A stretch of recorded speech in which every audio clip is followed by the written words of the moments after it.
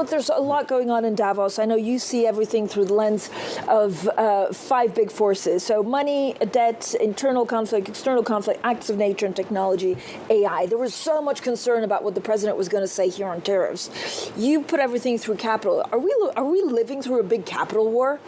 We haven't begun the capital war yet, and I think that draw attention to it. I don't even think people think capital war.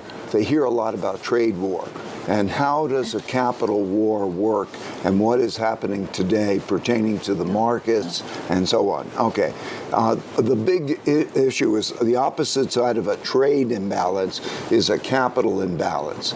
And so we have an issue now with the changing complexion of what is owned by capital. Right. So central banks buying gold and replacing bonds and other assets. We see these things happening. The changes in that mix. And so President Trump's speech was very, very important because there's a red line that has to do with military as it pertains to Greenland. And if there is a military move, it has capital war implications. But beyond that, the issue of what is held as a reserve currency and the whole capital issue is something that's extremely important, not paid much attention to, and not understood. Ray, a lot of U.S. policymakers or U.S. chief executives will push back. But for me, it's very clear that actually this week, if we are, relieved that the U.S. is not invading Greenland militarily, maybe there's a big shift, right, in this alliance. So is there going to be a big de-dollarization? Are you going to see countries outside the U.S. move away from the dollar quite quickly? Generally speaking, you're seeing a diversification away from the U.S., right? Last year, U.S. markets, wonderful performance, but underperformed the rest of the world. And you're seeing a shift in the assets held, particularly, let's talk about money.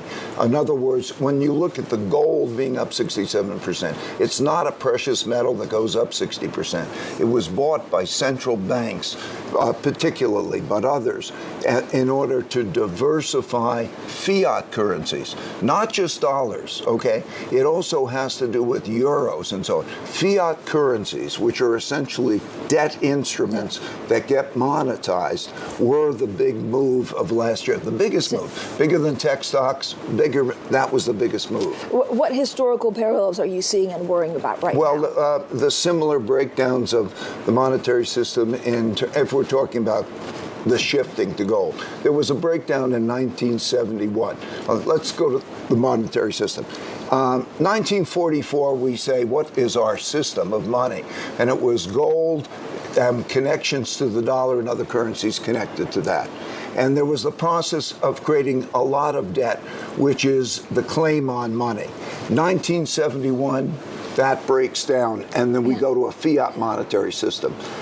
2008, interest rates hit zero. We go to quantitative easing. In other words, debt monetization, the buying of a lot of that.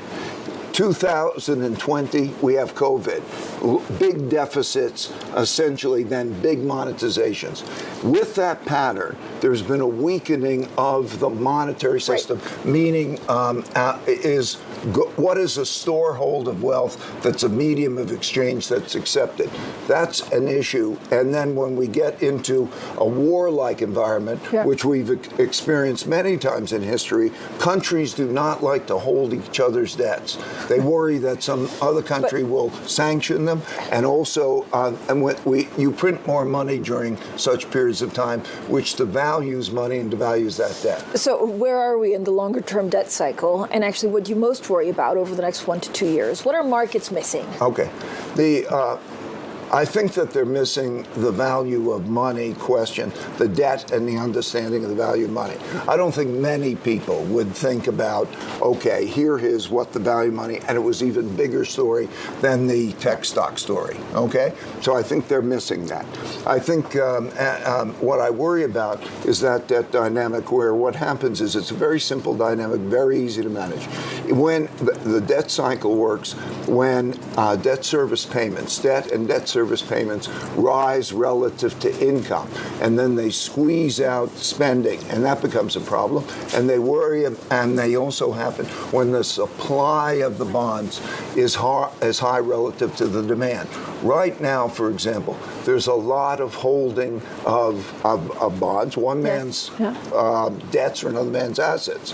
And if they don't have a high enough return, so what we get is the issue in terms of that supply demand. Could we see a meltdown? I don't think we're going to see a meltdown. I think a meltdown, I think you almost could see a melt up.